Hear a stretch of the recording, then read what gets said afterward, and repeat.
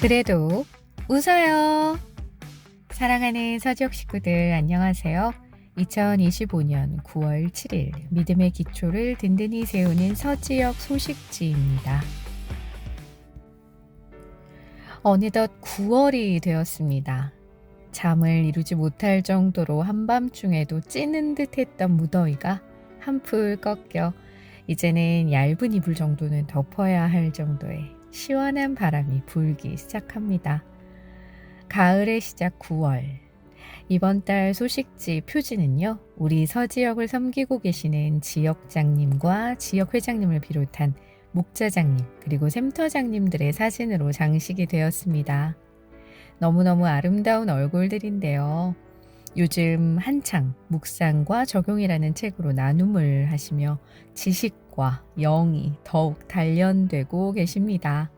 오직 성경으로 하나 되는 서지역이 되길 바랍니다. 솔라 스크립투라. 이번 주 성경 암송 구절입니다. 이 예언의 말씀을 읽는 자와 듣는 자와 그 가운데에 기록한 것을 지키는 자는 복이 있나니 때가 가까움이라. 요한계시록 1장 3절 말씀. 아멘. 이번 주 소식지를 한번 살펴볼까요? 이번 주 소식지는 얼마 전 큰딸 주희를 멀리 미국으로 유학 보내신 백정희 사모님의 글이 실렸습니다. 제목이 2번의 이별을 하며인데요.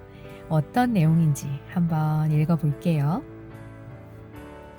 너의 삶의 참 주인, 너의 참 목자이신 하나님 그분께 너의 삶을 맡긴다. 너의 삶의 참 주인, 너를 이끄시는 분, 하나님 그분께 너의 삶을 드린다. 주희가 갈 수 있는 학교가 없는 선교지에 정착하며 중학교 3학년밖에 안 된 아이를 혼자 선교사 자녀들이 다니는 학교로 보냈습니다. 언어도 다르고 문화도 낯선 곳에 혼자 비행기를 태워 보내고 아침마다 요괴벳의 노래를 들으며 하나님께 아이를 올려드리고 눈물로 시간을 보냈었던 것 같습니다. 그렇게 4년의 시간이 지나 주희가 고등학교 졸업을 하였습니다. 졸업 후 아이와 대화를 하다 알게 된 사실이 하나 있었는데, 선교지를 가기 전 일반적으로 자녀들에게 영어 교육을 시키고 출발을 했어야 했는데 목회자 가정이다 보니 재정적인 어려움으로 교육을 많이 시키지 못하고 출발을 했었습니다. 주희가 수업을 듣는데 아예 알아들을 수가 없어서 이를 악물고 교과서를 통으로 외우고 다니면서 공부를 했다고 합니다. 홀로 그 시간을 견딘 아이가 대견하면서도 미안해서 마음이 너무 아팠습니다. 그렇게 온 힘을 다해서 공부를 한 주희가 한국으로 들어와 대학을 준비하던 중 어려움이 찾아왔습니다.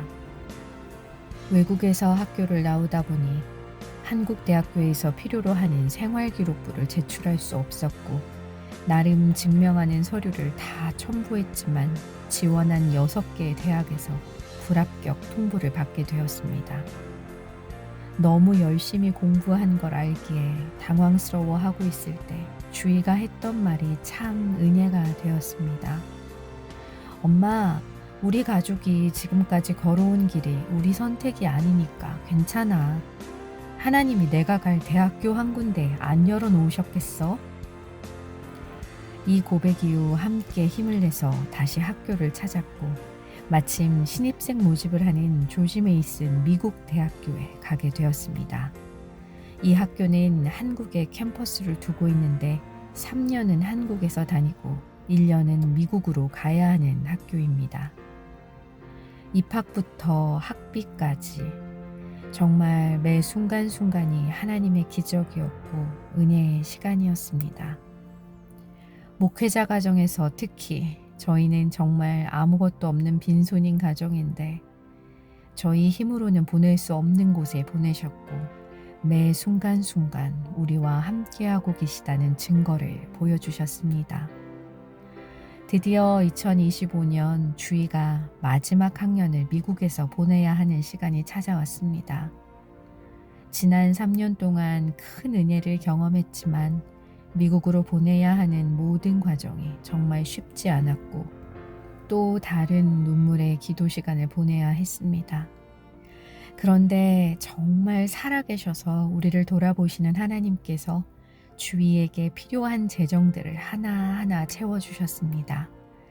도저히 저희 능력으로 할 수 없는 일을요. 이 모든 과정을 지켜보던 주위가 이런 이야기를 했습니다. 하나님과 나의 러브스토리가 또 하나 생겼네. 주위를 8월 22일 미국으로 보냈습니다.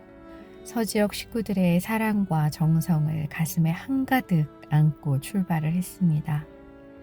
아이를 눈물로 배웅하고 돌아오는 길에 주위로부터 메시지를 받았습니다. 엄마, 아빠, 나 미국에서도 하나님 붙잡고 잘 살아볼게. 하나님과 러브스토리 많이 만들어서 갈게요. 남편과 저는 참 감사했습니다. 주위가 자기 삶에 역사하시는 하나님을 인도네시아에서부터 미국까지 직접 목도하며 함께 걸어가는 모습이 은혜이고 은혜입니다. 주위는 다른 친구들과는 다르게 입국 시 어려움 없이 잘 도착했고 열심히 밥도 해먹어가며 학교에 다니고 있습니다. 네, 믿음으로 나아가는 주위가 참 대견하네요. 중학교 3학년 때 한 번, 그리고 이번이 두 번째. 자녀를 홀로 멀리 떠나 보내는 마음이 정말 힘드셨을 텐데 잘 이겨내시고 또 감사와 은혜로 고백하시는 사모님. 앞으로의 1년 역시 하나님께서 모든 것들을 채우시고 인도하시리라 믿으며 함께 기도하겠습니다. 다음은 지난 8월 30일 있었던 회복 캠프에서 받은 은혜를 나누어 주셨는데요. 바로 정의경 샘터의 정란실 집사님의 글입니다. 은혜와 회복을 누릴 수 있는 시간이었다고 하시는데 함께 읽어볼까요? 우리 샘터장님의 강력한 권면으로 우리 샘터원 모두가 이번 회복 캠프를 참여하게 되었습니다. 그동안도 스텝으로 여러 번 참여했었기에 별 기대 없이 참여했던 회복 캠프였지만 스텝 때와는 또 다른 은혜와 회복을 누릴 수가 있어 너무 감사했습니다. 좋은 나눔을 통해 그동안 나의 기준과 잣대에 맞춰 자녀들을 대했음을 크게 깨달아 알게 되면서 내 안에 있던 답답함이 사라지고 평안을 누리게 되었습니다. 좋은 나눔을 통해 이러한 성도 간의 교제와 나눔이 얼마나 우리 삶을 변화시키고 믿음의 성장을 이룰 수 있게 하는지를 다시 한번 느끼는 시간이었습니다. 아침 9시부터 밤 9시까지 시간이 어찌나 빠르게 지나가는지 나눔 시간이 더 있었으면 하고 생각도 했었답니다. 여러분들도 회복 캠프에 참여하셔서 주님께서 주시는 자유와 회복을 꼭 경험해 보시면 좋겠습니다. 말씀과 찬양으로 저희를 이끌어 주신 담임 목사님과 찬양팀, 맛있는 식사와 간식을 챙겨주시고 기도로 힘이 되어주신 권사님들, 이모저모로 애써주신 스태프분들 모두에게 감사를 드리며 모든 영광 우리 주님께 올려드립니다. 네, 집사님, 이번 회복 캠프에서 받으신 은혜와 깨달음들을 마음껏 누리는 삶 되시기를 기도하겠습니다. 화이팅입니다. 네, 그리고 소식지 마지막 페이지에는요. 회복 캠프의 이모저모 사진들이 실렸습니다. 사진을 보니 우리 웨스트 브릿지 집사님들의 모습이 많이 보이네요. 그 사이에 또 우리 유흥숙 권사님의 사진도 보이고요. 정말 모두 아름다운 얼굴들이십니다. 더불어 9월부터 시작되는 행복 모임, 영적 성장 과정, 그리고 화요 주일 전도를 위해서 성도님들의 많은 기도 부탁드립니다. 또한 2025년 우리 표어에 맞게 믿음의 기초를 잘 세워가는 우리 서지역이 되기를 소망합니다. 새해를 시작한 지 얼마 안 된 것 같은데 2025년 한 해가 절반을 훌쩍 지나서 이제 4달만을 남겨놓고 있습니다. 여러분들은 그동안 어떤 시간들을 지내오셨나요? 풍랑이는 이 세상에서 잘 살아남고 계신가요? 인간이라면 누구나 안전하고 행복한 삶을 원할 것입니다. 그러나 우리가 안전하게 살고 싶다고 해서 진정 안전한 삶을 살 수 있는 것은 아니죠. 위궤양에 걸리지 않기 위해 자극적인 음식이나 음료를 피하고 일찍 자고 일찍 일어나며 분노하지 않기 위해 논쟁을 피하고 남의 일에 얽히지 않고 자신의 일에만 집중하고 꼭 필요한 데만 돈을 써가며 저축을 한다고 해도 어느 날 갑작스러운 사고로 생명을 잃을 수 있습니다. 그렇다면 우리의 안전하고 행복한 삶은 도대체 어떻게 얻을 수 있으며 또 가장 안전한 곳은 어디일까요? 안전지대와 위험지대를 가르는 기준은 한 가지입니다. 계속 하나님을 바라보느냐 아니냐입니다. 하나님을 바라보지 않아도 되는 안전지대가 영적으로는 위험지대입니다. 언제나 하나님을 바라보아야 영적으로는 안전지대입니다. 월급을 받는 사람은 자칫 하나님이 아니라 회사 사장님을 바라보며 살기 쉽습니다. 그런 사람이 바로 영적으로는 위험한 상태에 있는 것입니다. 그렇다고 회사에 사표를 내라는 것은 아닙니다.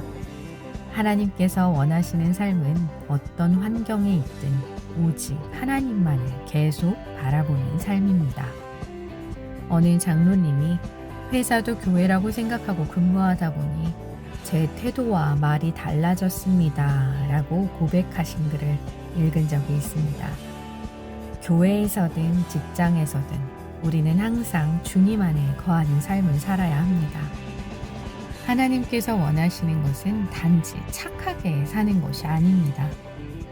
가정이나 교회, 일터 등 삶의 모든 자리에서 주님이 함께 계신 것을 정말 믿고 죽은 자도 살리신 하나님만 전적으로 의지하며 순종하는 것을 하나님이 진정 원하십니다. 하나님의 사람 다윗이 언제 무너집니까? 하나님을 바라볼 수밖에 없던 소망 없던 쫓기던 광야 시절인가요? 아닙니다. 하나님을 바라보지 않던 그 시간에 무너졌습니다. 내 마음대로 막 먹고 막 살면서 하나님이 지켜주실 거야 하는 것은 하나님을 시험하는 것입니다. 성경은 하나님을 시험하지 말라라고 말씀하십니다. 우리는 하나님께서 맡겨주신 청지기로서 갈대상자의 역청을 바르고 최선을 다한 요괴배처럼 삶에 최선을 다해야 합니다. 그리고 주님께 맡기는 것입니다. 그녀는 울면서 갈대상자에 역청을 바르면서도 계속 기도했을 것입니다. 하나님을 바라보았을 것입니다. 이집트 공주에게 소망을 둔 것이 아닙니다. 일하시는 하나님, 모든 상황을 알고 계시며 지켜주실 하나님을 바라보며 자신이 할 수 있는 한 기도하며 최선을 다했습니다. 우리의 삶 역시 막막하다 해도 너무나 낙심이 된다 해도 온전케 하시는 예수님을 바라봅시다. 가장 안전한 삶은 풍랑 앞에서 도망치거나 외면하는 것이 아니라 무리를 걸으시는 주님의 리듬에 맞추는 삶입니다. 풍랑이는 세상에서 살아가는 유일한 길은 예수님과 함께 걷는 것입니다. 예수님만이 우리의 소망이십니다. 우리를 지킵시다. 그럼 이번 한 주간도 주님이 주시는 새 힘을 얻어 승리하시기를 바라며 9월 7일 서지역 소식지 브리핑을 마치겠습니다. 그래도 웃어요.